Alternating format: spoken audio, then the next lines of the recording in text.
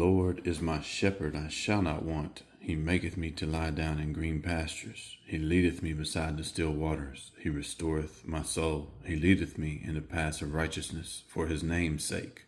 Yea, though I walk through the valley of the shadow of death, I will fear no evil, for thou art with me. Thy rod and thy staff, they comfort me.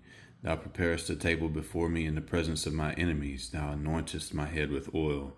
My cup runneth over. Surely goodness and mercy shall follow me all the days of my life, and I will dwell in the house of the Lord forever.